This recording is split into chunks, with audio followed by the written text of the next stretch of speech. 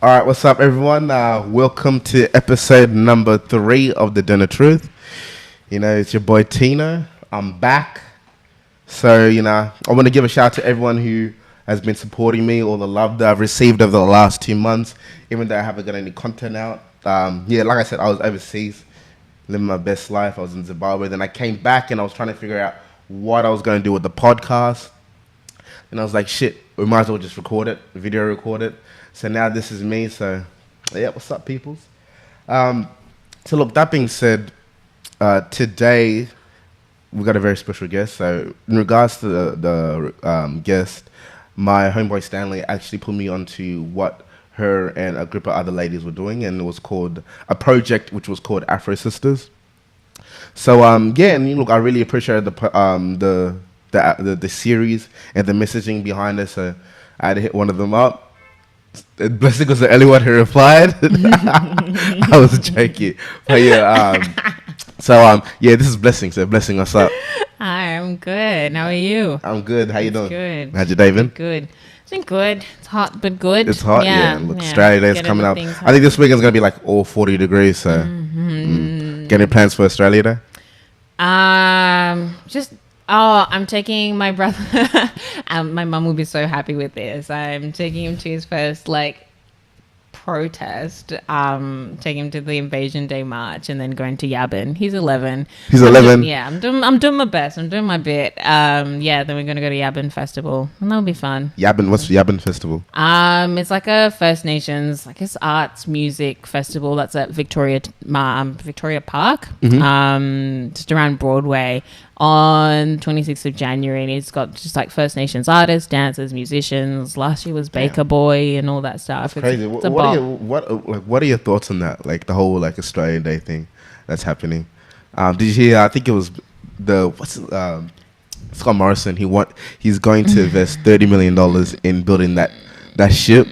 Captain Cook ship is going to go out of Australia. What are your thoughts on that? It's a hard swipe left. It does not make sense. It's like, yeah, we're going to replicate the journey. I'm like, yeah, but he didn't even circumnavigate Australia. Exactly. You're reenacting something that didn't happen. And it was just that much money for... And it's so many efforts that he's done. Even 2 weeks ago when it was just any councils that don't do Australia citizenship ceremonies on Australia Day will be revoked from their right to hold any citizenship ceremonies throughout the year. Yeah, it's just really hard, just light fascism, It's really casual and really, but with a smile and a dad bod, you know?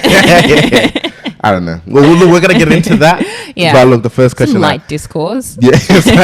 So the first question, look, what I really wanted to talk to you about was just in regards to Afrosistahs. Mm-hmm. After I watched it, I really liked the themes that you guys were portraying. I really liked the messaging. I really liked, what you guys were doing also, on an independent basis, how you guys would put it out on YouTube. You guys put the money out yourselves, directed it, wrote it, acted, you did everything yourself. Mm-hmm. So I really liked that, how you guys did that. You were really independent like that. So, look, I've watched it. So for the people that haven't watched it already, can you please tell us, a little bit more about the series, how you guys wrote it, how you guys came together and sort of put the pieces together? Mm-hmm. Yeah. So Afrosistahs is a short form dramedy series that follows the lives of these 4 Afro-Australian women that live in Western Sydney and just explores their lives as 20-somethings, some of them going into their 30s, and I guess the drama that comes with that and those key life milestones. But looking at how they navigate dealing or working with their head, working around their aunties, finding relationships, getting money, all that kind of stuff within that 21st century reality that we live in, because there really isn't that much, or if anything, coming out of Australia. We were finding that we were relating, and we loved, and we still love and appreciate and still watch Insecure and Chewing Gum and Dear White People and things like that. Chewing Gum's a good, I rock with that. Chewing Gum. Does she write her own shows? Does she write it as well? She wrote the whole first season. She did a whole, what's it, Mark Target? She did a whole keynote address, kind of explaining why season 3 of Chewing Gum's not going to happen, which, like, I mean, I was holding out for season 3, but I was like, after listening to that, so it was like, yeah, fair enough. But yeah, it's just you wrote and like produced first and second season. Yeah. Yeah, and it was such an incredible feat. But it was like looking at all these things and seeing ourselves in those shows, but not having an Australian version of that. Yeah. Because there is similarities in what different members of the diaspora experience, but there is very specific Australian influences that we have in terms of history, in terms of how we fit into colonization, in terms of how we got here, our connections to culture, being first gen, definitely. And like the States and UK kind of have a fair bit longer history of black people, and within spaces especially. I think with that is just that I always tell people that like the only difference between America, UK, and Australia is that people don't know the story of Australia. So like I said, people don't even know that how like Australia is a very multicultural society, and that's the basis of this society. So they don't know that in Australia, you know, you have suburbs where it's like you have Italians, Lebanese, Africans, Asians. It's such a diverse country. So I definitely understand what you mean there. And I think the reason why that story hasn't been told is because it's Australians' fault. Because at the end of the day, Americans are only going to tell American stories. The UK people from the UK, Europeans, they're only going to tell European stories. It's the responsibility of Australians to tell the Australian stories. But also, like you said, Australia, it's quite a young country, just in general, you know. So we don't have like the history of Europe. We don't have like 100%. The history of America. You know, I think Africans really start. Like I came here in 2000, and people look at me like, "Wow, you've been here for ages." So. Yeah, it's very true, and that's so valid in not like expecting other countries to tell our story. And I think it's our responsibility, especially people that work in media and representation, arts, writing, whatever it is, to do Australia due diligence, to do it justice. And like if you are going to represent us, if you are going to tell the stories of this country, to do it with respect and do it properly and do it accurately, which means showing us on screens, putting us on stages, putting us in your books, because we are here. I mean, I always use the comparison with music, but like you have so many Australian musicians right now who are literally trying to bring out the Australian story. But the issue that they have is that, like I said this previously, but Australians are people like I wouldn't say Australians, but we are so eager to buy a $60 ticket or $70 ticket to see an international performance, but we are not willing to pay $30 to go see a local performance, or we're not willing to pay $15 to go see like a local movie, but we're willing to pay, you know, $20 to go see, you know, Aquaman. Like, you know what I mean? It's like we have to support people who are homegrown. Like one thing that I saw that was crazy was like there's this group called 1-4. It's like a rap group, you know, it's Pacific Islanders, and they are literally telling the story of Western Sydney in regards to people not understanding what actually goes in Western Sydney. You know, I've heard like a lot of feedback on them, people saying that, you know, the music that they portray may be violent, but it's not necessarily violent, but it is the realities of the life people live in that area. And it's so weird because it's so weird for people to imagine an area in Australia and Sydney like that. Do you know what I mean? Because they'll always make the comparison, stop being American, but it's not like that. It's like Americans aren't the first gangsters. Americans aren't the only people who live in like, you know, low socio-economic environment. But doesn't stop on the Indian Ocean. Yeah, exactly. It stops it. But look, anyways, go back to Afrosistahs. I think my favorite episode was the New Hair. Who's this? Who did? The reason why I rated that episode so highly was I'm pretty sure there is an artistic and some sort of English word for this, but you gotta let me know about this. But I like the way that she was. So the series was basically what I thought about it was the series was her about to get into a workplace, and maybe it was the day before, so she was trying to look smart, she was trying to prepare herself to be ready, to look presentable, you know, look like she's elegant, look like she's patient, you know, having all these great attributes that anyone going in a corporate environment wants to get. But the other part of it was, as she was listing all these different attributes, like being patient, looking good, looking presentable, she was also in a way just completely pulling herself down. Like her image that she has wasn't portraying those characteristics. Mm-hmm, And I'm not sure what is it, like irony, like I'm pretty sure there's like an artistic word for that, but like I just saw a lot of irony in the episode and I could really relate to it. So was that like, you know, what you guys were trying to go for? For sure. There's definitely a layer of it because she like, she says like, I want to look smart. I want to look intelligent. I want to look like I'm the best person for the job, which has an inherent implication in that she isn't already that.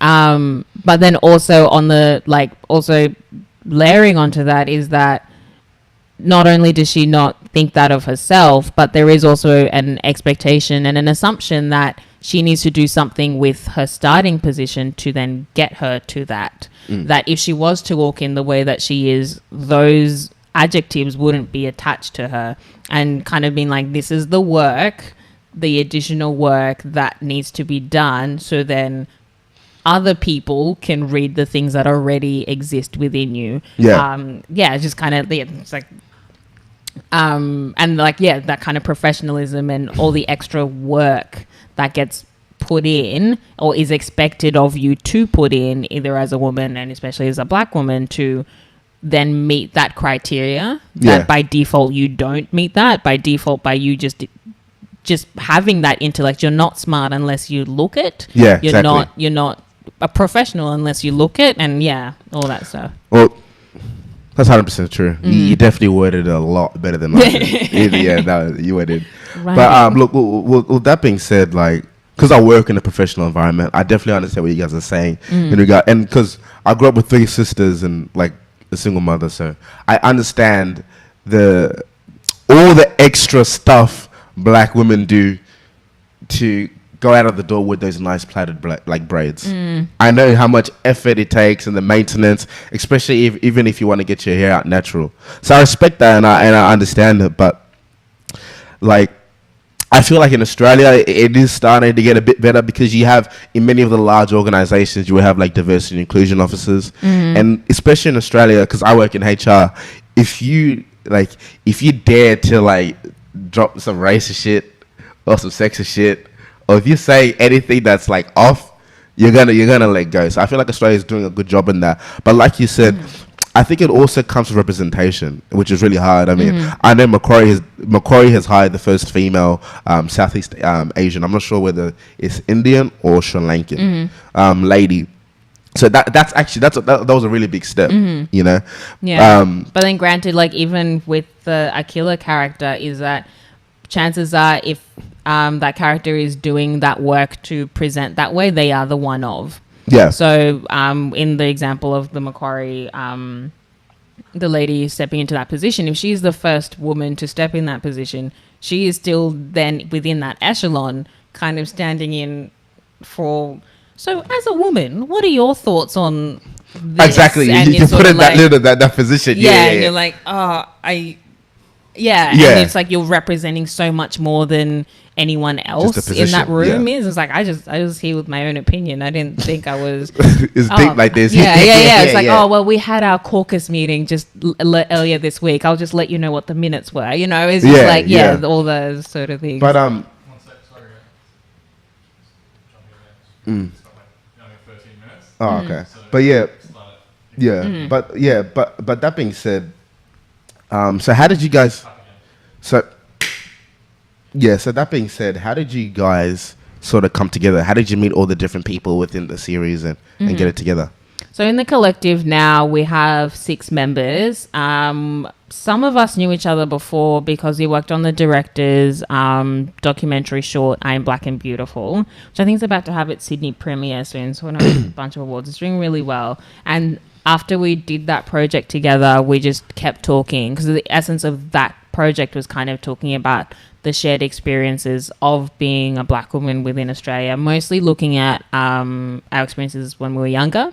Kind of coming to terms or going through the journey of appreciating our blackness and our beauty in that context. So from there, we just kept meeting, sharing stories. There'd always be food, and there'd be sharing of just like high stakes, and you know how we tell stories. Yeah, like yeah. Everyone's on board. You don't really know if someone's being hyperbolic or just like things went wild and everyone's just like jumping off chairs, laughing, all this stuff. And it was just like after sharing all those different stories and realizing like similarities, maybe not necessarily in the story, but in the experience of it, of like dealing with aunties or expectations to be married already. You're 25, like sort your life out. Or kind of like, or also, you know, being a strong independent woman, but also, you know, it's also nice to be married balancing all of that stuff, all the similarities between those experiences, and then realizing that. And then also then looking at, I guess, the shows that we were consuming, like Chewing Gum, Insecure, De White People, and those kind of shows that we love, but they were coming from an experience that wasn't necessarily ours, or that doesn't. So you got to educate me, because I have no idea about the film industry. But why is it that shows like that, De White People, Chewing Gum, Insecure and stuff like that, why do they get so much funding? So, you know, I think where I'm trying to lead is that what were some of the barriers you guys have faced? Because you guys can obviously tell you guys have content, you guys have like an underlying message, and you know, and you got a market for it. So why would shows like that get much more of a budget than shows like, you know, I guess shows like this in Australia?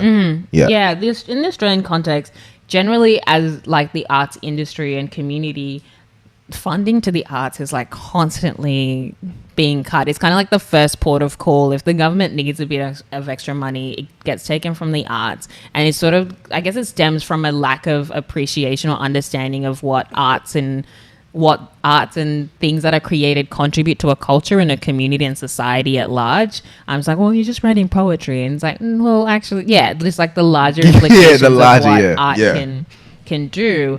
So just in general, we have less money that's accessible in terms of funding. But then also it's like, I feel like it's like a cyclical conversation that we constantly go through, where they're like, oh, well, you know, these kind of stories don't sell. They don't have an audience. And then we show them, we give them Insecure. Oh, well, you don't know. I don't know. It's just a big scale. Then we give them Black Panther. And it's like, it's a constant cycle. And I don't...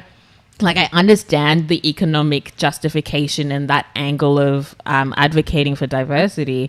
I hate that. And it kind of still centralizes whiteness as being the norm, and we're diverse. And but from our experience, it is also that thing of like, we do want to tell new stories. We want to tell them accurately.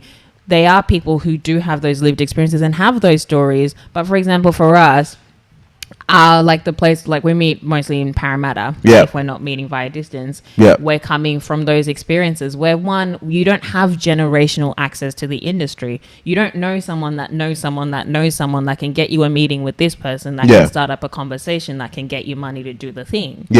And you also don't have that generational knowledge in terms of how things are done. And the access to that knowledge is very much behind the gatekeepers. It's not easily accessible, and if you don't know someone, you don't get know. So it's like even things like partnering with or being able to work with Information and Culture Exchange in Parramatta was so useful to us, because you have people that are kind of trying to share the information that they know from like being an organization within the industry with people of color or artists of color that want to make that stuff. And it's kind of a constant learning process. Even now, trying to get funding to make Afrosistahs the thing that we want it to be, kind of realizing the amount of red tape, because we also like, we want to, knowing how the industry and the system is currently set up, it's set up so that we haven't been able to get in for years. So we're like, okay, well, the system kind of does need a bit of a change. Even like looking at like both of our producers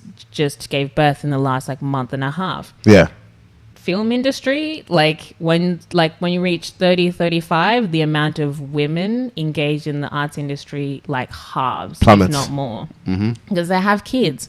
And it's like, and currently our industry isn't structured in a way that allows parents to also still have a career, especially if they're mothers. So question I have, so you're talking a lot about how, you know, having intergenerational connections and intergenerational relationships where your cousin's dad's uncle, CEO of Channel 10, dog, you said that meeting up. So my whole thing and my whole vibe this year is just to create our own or to create. I'm not saying as a creator own, as in like create just, for one race. I mean as if like we know, for example, Channel 10, Channel 9, Channel 7, majority of these big houses, they want to produce particular content, right? They attract a particular crowd. My whole thing is that why can't you guys just create your own infrastructure? For example, what you guys are doing on YouTube, I reckon that's dope, because that's what I reckon everything's transitioning to. Because even like, when was the last time you sat down and you watched TV, free to air TV, you just sat down watching after work for 3 hours? No. Nah. Even if you have Foxtel, when was the last time anyone sat down? You're paying all this money every month for Foxtel. When was the last time you actually sat down and watched that for like 2 hours? Unless you're watching a sport, that's a bit different. Yeah. Right? So my whole thing is that I think everything is slowly transitioning to becoming online. Everything's transitioning. I've seen a lot of dope people start off on YouTube. For example, like if you look at Superorg and what he did with SBS, how he started off on YouTube, and SBS gave him sort of like a partnership, and now he's sort of still on YouTube, but on SBS as well. 100%. I reckon that's super dope, and I think that's the issue with me. Like, I just look at Australian content and I'm like, it's trash. Like, how many gaming shows do you want? It's like these guys, they just cover gaming shows every week, and it's just like, it's terrible, because at the end of the day, like, people are paying for HBO, people are paying for Netflix, right? What's the difference between Netflix and HBO? Obviously they have a bigger budget, they're bigger companies than Channel 10, for example, but like the reason why Netflix and HBO is good is because of the content. Yeah. Period. Really, yeah. It's literally because of the content. So I think my question is to you, what's stopping you from just doing it yourself? Rather than looking, So what's stopping you? I think, like, I'm 100% like always straddling that, like, kind of trying to, because there is institutional merit and credibility that's given to projects and artists that kind of do it within the system, that go through the right channels, and your work is somewhat more credible if you get the tick off from 10. Okay. However, there is like, then you sort of like, you kind of have to play by the rules if you want to go that way, or you can make your own empire, you can make your own thing, which I'm also 100% for. There is like, like, build your own door to get into the system, or make your own table. Like, actually, exactly. I don't want to be at the Channel 10 table. You're not my audience. You're not who I want to talk to. We're not compatible, so I don't actually want to be there. And I think that is a key part of like self-determination and things like that we create our own opportunities. And I think things like YouTube, things like the internet and the way that we consume it, that the fact that sitting down for the 7:30 report isn't the one way that people get their news, that you can, like, I think even with, audiences under 30, we watch most of our entertainment, it's like 80% through time-altered viewing. We don't watch TV when you tell us TV is to be watched. We watch it when we want it. And I think slowly, especially in Australia, we're kind of catching up on that. Because like, I think in the last year, Screen Australia like went from like funding or giving maybe like 30, like, I think more than... It grew like maybe like 15, that like 100% in their funding for digital content. And it's sort of like we're slowly getting there, and it's like by the time we actually get to a place where we can efficiently do this, digital content, like, I feel like digital content is already here. It's happening, but we're like, we gotta catch up. Exactly. By the time we actually catch up, we're going to be halfway behind again. 100%, But that's why I always say, like I said, it's all about you doing. You can't wait, because most of these large organizations, I'm sounding like I'm hating on these people, but I'm not hating on them. I'm just telling you how it is. Majority of the time, they're ripping things from people, for example, artists or directors that are in small screen, or people from the actual culture. And what I mean by ripping, I mean they're taking ideas from what they see on YouTube, or they're taking ideas from what they see people are already doing, and giving the funding towards it, but doing it within their own houses. So I think I definitely think that Australia is slowly moving forward with that. I think the next step is that eventually, because you can never make the comparison from America or Europe, because you're talking about hundreds of millions of people. We got how many people in Australia? Like Like 20 million? Yeah, like 26? like I don't 26. know, yeah. So majority of the subgenres in other continents are a whole population. Yeah. You know, so it's definitely harder. But I think that Australia is definitely moving in the right direction. But I think what it takes, I'm telling you, it's just the support. It's just like literally people coming out and just putting their money where their mouth is. 100%. You know what I mean? Because at the end of the day, how many mates do you know that are like, man, I'm gonna share your content, I'm gonna share it, but I'll never put money down on it. And you see that person every day, you know? And as somebody who starts out there, now I realize like how important it is put your money down at the end of the day, because you want to support people who are creatively trying to forward things you know, within the culture.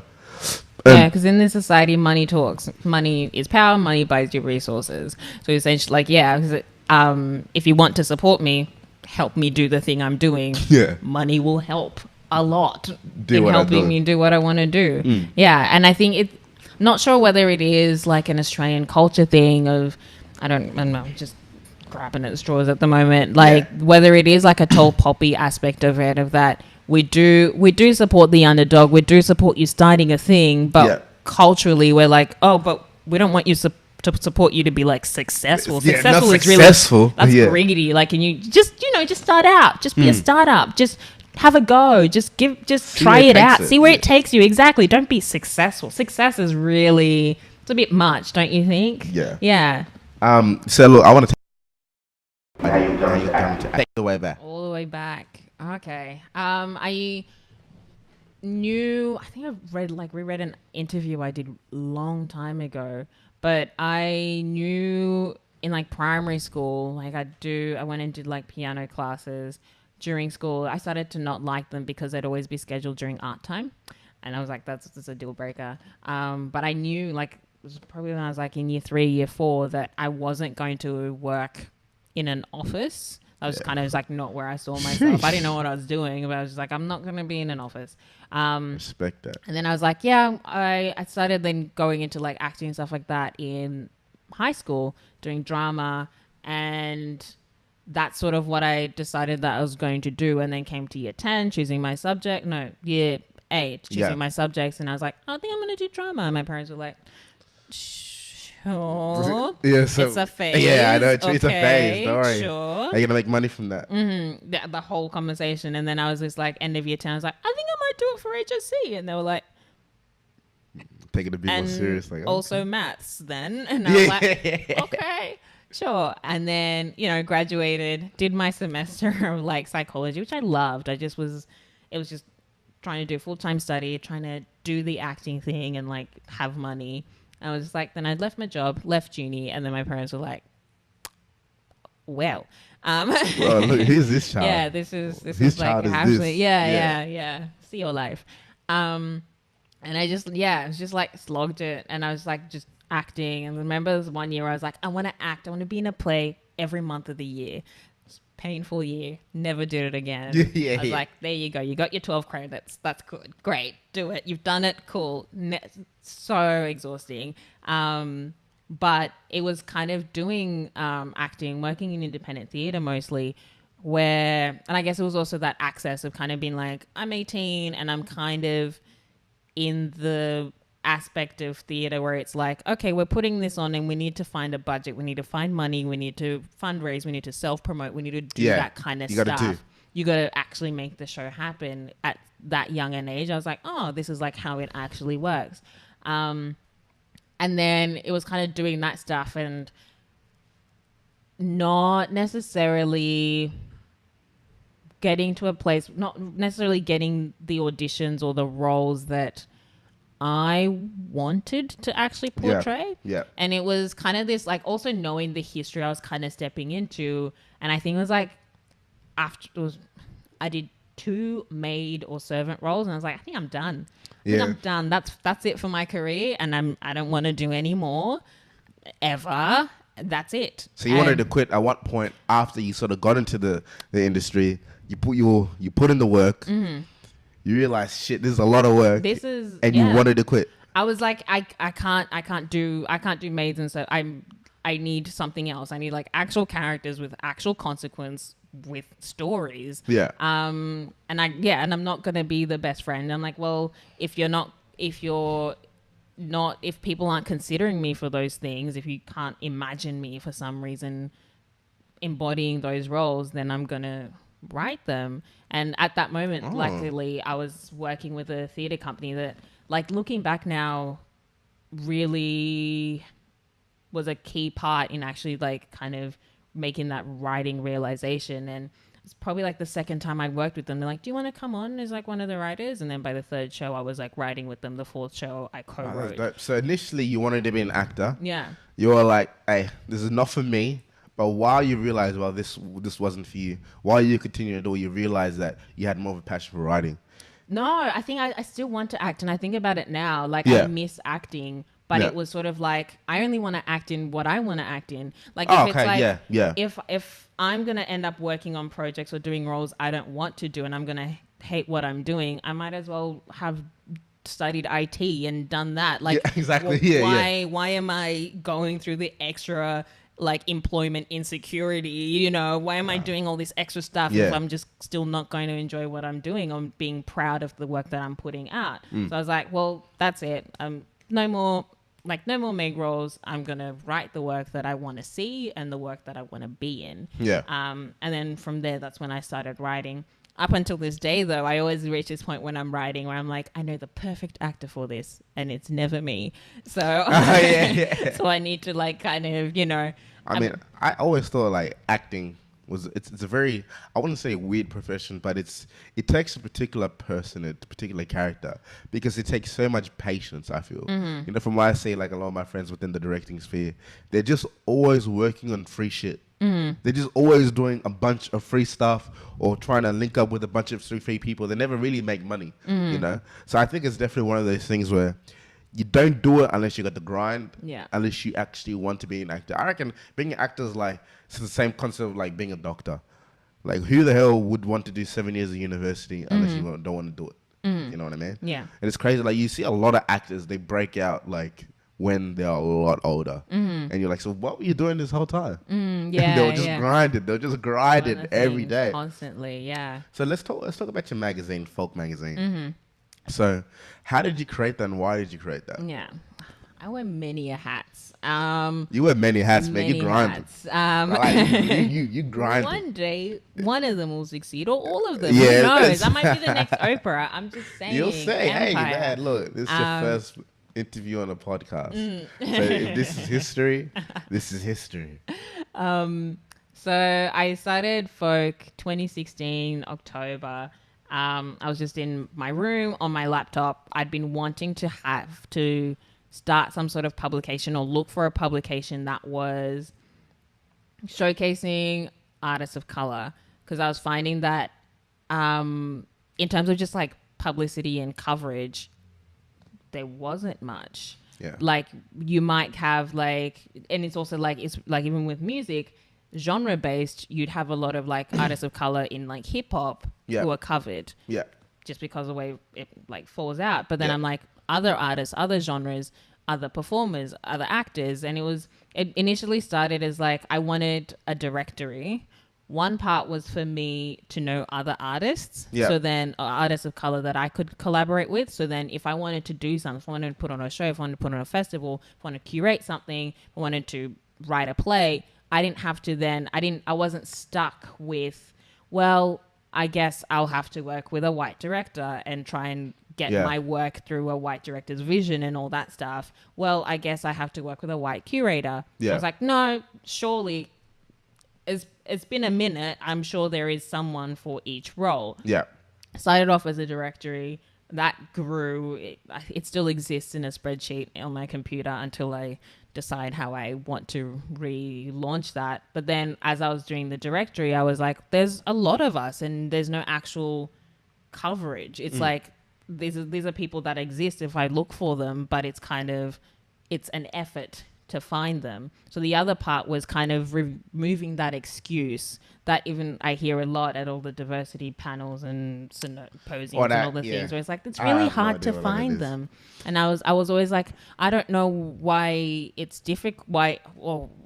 If it is difficult for you, I'm going to make it less difficult by making them easier to find. So when you first started the magazine, were you running it by yourself? And do you have other people involved in them, or are you the centerpiece? When I started it, it was by myself at home. I like on my bed. I was just like, how to build a website, how to buy a domain. Yeah. Boop. Yeah, and it was just like, I've got them now. Like, now what? And it was literally yeah. like just step by step, just kind of working out what it was that I'd actually stepped into, Yeah. and having not worked in publishing, like been around it, but not actually worked out the ropes of how it all works. It was mostly me and a lot of YouTube trying to work out how to do all this stuff, and then slowly getting people to come on like a project by project basis, but kind of constantly being the main driving force.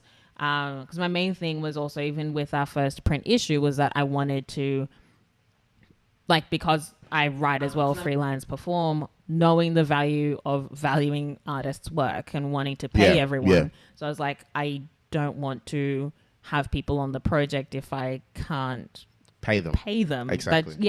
But then, the double thing, I'm like, well, I can't make money because I don't have a team big enough to achieve the thing so I can make money. So it was like a constant thing.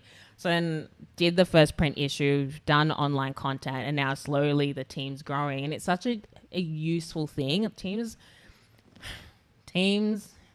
are incredible. I mean, starting this video, like, no one has an appreciation. No one knows how hard, how difficult, where I went, where I came back just to have this shit, like, just working. Yeah. I had to reach out to so many friends, photographers, videographers, store owners, just to set this up. So I now have an appreciation of, like, trying to start something up, because, like, I want to pay everyone that helped me. Most people are just doing it out of their own goodwill. And majority of the people who do it are artists, because they know exactly how it feels. Yeah. So I definitely feel when you're talking about, or you want to pay artists, you want to give them the credit, because you can never give them, like, even if you write their name, I don't feel like, you feel like that's not enough credit. They gotta be paid so they can do their own thing. Yeah. And do you think so? In regards to the content, what was the content based around? Like, what did you guys want to bring out at Folk? I wanted to cover as many disciplines as possible, because when I started at late 2016, early 2017, I was also, most of my work has been from a theatre background and from that industry, wanting to branch out from that, because one, I was getting jaded, because I was like, shit ain't changing anywhere near as fast as I need it to. And I also was fascinated to see what other creative industries knew or understood about theatre. So I was like, theatre is very insular, and we just talk really positively about ourselves. I was like, I don't know, I still feel like when my parents come, when my family comes, they still don't feel the theatre is accessible. So what do other creative industries feel? Having your family watch you? Sometimes. It's always interesting for me, the conversation on the way home, because it's so very different to conversations with other artists, like in the foyer. It's just like they just have different language. It's just like they look for different things speak to them. What's this? What was going on? It was just like, like, what was going on? Oh, like, remember I did a play like a couple of years ago, and I remember going into the car, and then, like, I was like, so what do you think? And my mum was like, so that lady, was she wearing a wig in the first half? And I was like, that's what you got? Thank you. Thank you. Yes. But I think, like, there needs to be some sort of bridging of that gap between what the theatre industry thinks we are and what in reality we are. So then early 2017 made it like my objective to kind of engage with other disciplines, to go to visual arts, to watch dance, to go to more music gigs, to kind of understand what the scope of the whole industry and what everyone was doing was. So then that was my main objective with Folk, was to cover all of that. So then we're not having siloed conversations, because going to visual arts events, hearing the same conversations that we're having in theatre, but within visual arts, and kind of being like, there is a larger, potentially shared conversation that we could be having, and finding a way for folk to kind of bring in those different audiences to kind of share in that space. Because last year I went to the Opera House for the first time. Never been to the Opera House in my life. You're right. Like, I honestly, like, I know this is gonna sound stupid. I had no idea what the hell was actually inside it. I walked inside. Okay, now I know what's inside. I went to go watch. It was called El Circo. It was like a French, like, theater sort of thing. Guys doing flips, girls, like, in the air doing twists, 30 feet in the air. I don't know what they were doing. And then when I did that, I was like, shit, people in theater are actually like super talented. I was like, you got to be able to sing, you got to be able to dance, you got to be able to act. I guess, what's the biggest country in regards to theater? You know, what's the sort of history behind it? Because to be honest with you, I literally had no idea until I went to the opera house, and I realized why people go to this shit. Realized why, like, you know, but I appreciated the work because these people were, like, they were fit. Yeah. They were proper fit. They were, like, singing their hearts out, and then they can all dance. Every single one of them. They were just, I was like, this is a standard, man. Yeah. Theater's live performance in general is very physically taxing, and I find myself like every now and then I'll do a show where I'm like if it's like physically exerting, I'll find that I've reached the peak fitness I wanted to start with by the end of the show. I'm like, oh, look at that, but I'm like, it's too late, the show's closed. But yeah, it sort of demands that constant physical fitness and like making sure your voice is constantly in tune and all that stuff. In terms of theater, so do you sing, like, you sing, act, and dance as well? I can sing. Okay. So I love when people, everyone who can sing, they always say that, oh, you know, I can sing. And then you hear them singing and doing that thing, you know what I mean? Sound like Beyonce or something. You know? Jeez. Yeah. But anyways, yeah. I can move. Look at that. I can move. Keeping the humble. Look, I've done my share of musical theater auditions. They're intense because I was like coming from theater. When you go to a theater audition, most of the time it's like you rock up in like just casual clothes. You might rock up in trackies if they want you to do something really physically exerting. Musical theater, everyone like I remember my first one, I rocked up and I was like, everyone looked like they were already in costume, like face all did, hair done, like it was just like boom, ready boom, to boom, go. And I'm like yeah. here in like my jeans. I was like, I thought we was casual.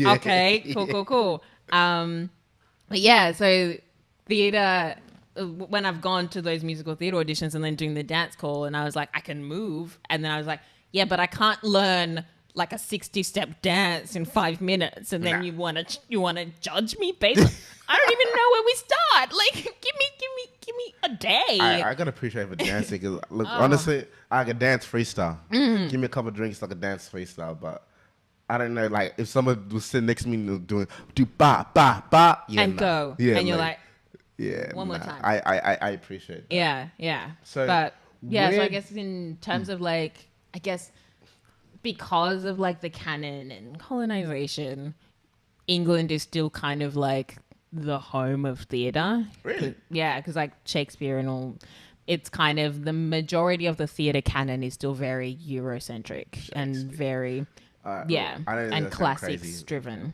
In like 2 lines, what is what's Shakespeare about? Straight out, like, can you like give me a little brief? What's he about? Yeah, like why is it so highly regarded?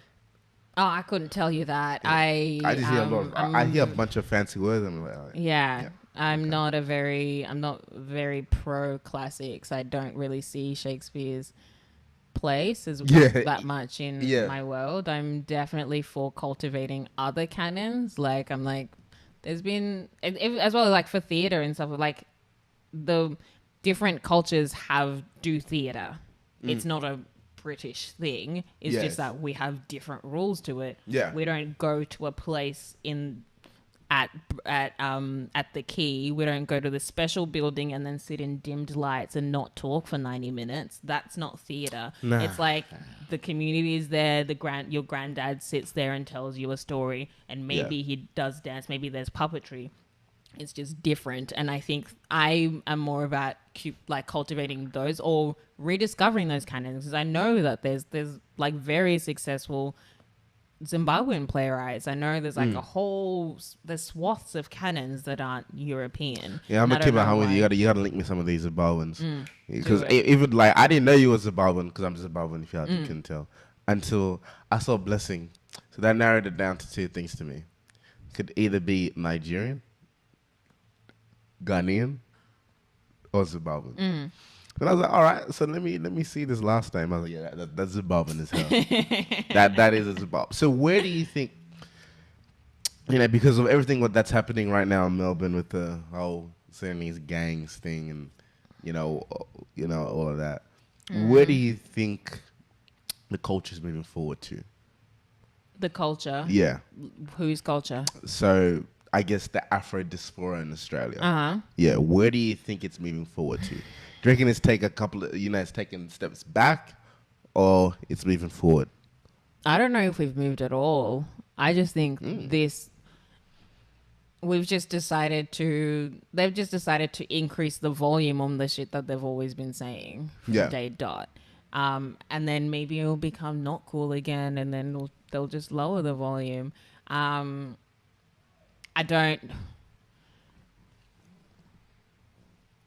It doesn't move us forward, and I don't know if it does move us back. I don't know, but I don't think progress really works in that way, because it's just like this.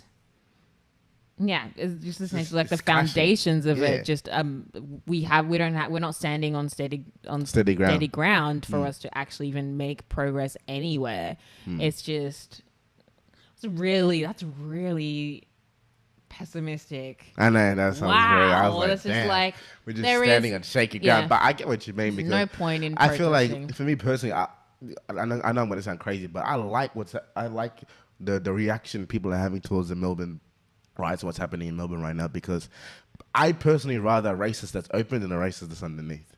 So these attitudes and because at the end of the day, you're talking about groups of people who are 16 and 18 year olds. They're not syndicated, it's not like a syndicated drug organization. But me saying that also, the African brothers over there, they also have to take responsibility in some of the things that they're doing there.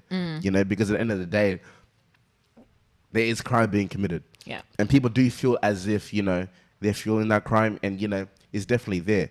But, because at the end of the day, people will always say, once they see, people don't understand Africa as a continent. So it's like saying an Italian is the exact same as someone from Croatia or someone from Sweden. It's a big continent. So when one group of Africans do bad, it's reflected throughout the whole country. I would hate to be in Melbourne right now, be African, trying to look for a job. Like, that would be difficult. Yeah. But I think, just moving forward, I think for me, it's all about ownership, creating businesses, and, like you said, creating infrastructure. And I'm not just talking about black people. I'm talking about I'm talking about all minorities coming together and creating infrastructure, because you can't beg. There's only a certain amount of time you can beg before you have to create your own. Yeah. And people will think maybe when I say creating our own, people always say, "Oh, but we don't got the money." We don't got this. But at the end of the day, fam, you gotta eventually get over these barriers. You gotta eventually find a way, maybe that's taking a loan, maybe that's group funding, and you gotta create this infrastructure. You gotta create that business. You gotta create those media houses. You gotta create that marketing company. What exactly are you waiting for before you do it? Have you seen Trigger Warning with Killer Mike on Netflix? I was about to say that. I was watching his podcast with Joe Rogan just then. Yeah. But the first episode is him trying to live black for 3 days, and he's in the States, and I was like, damn. Wow, this is hard. He was just he pretty much had to find a new phone, couldn't drive because no black people manufacture cars. There was one bus company food, there was one black owned supermarket that stocked food from black farmers. Exactly. It was just and even here, I don't even. It's so hard. There's a couple little companies. I know that there's the Afro Cultures Festival in Lincoln. I think that's going to be really good. And then there's another little spot that I've been rocking with. It's called A Little Lagos. Oh, yeah. They are fire. What they're doing is fire. But look, any person, I'm not just talking about Africans. I'm talking about other ethnic groups. Look at Asians. They got that on lock. The Vietnamese people got Cabramatta. Do you know what I mean? Lebanese people, they got Bankstown. Indian people got Blacktown, Seven Hills, Wentworthville, Pendle Hill on lock. Sri Lankans also got that on lock. So what the point I'm trying to make is that there's going to be a certain point in time where you got to stop asking people and start creating. But look, that's the end of the podcast. I'd leave it on a good note, for the people. Look, I really appreciate having you. It was a great conversation, and I really appreciate your insights. And yeah, look, I appreciate that, and yeah, we can end it here. Really? Easy. Don't forget Thanks to for like and having me. subscribe. Easy, cool.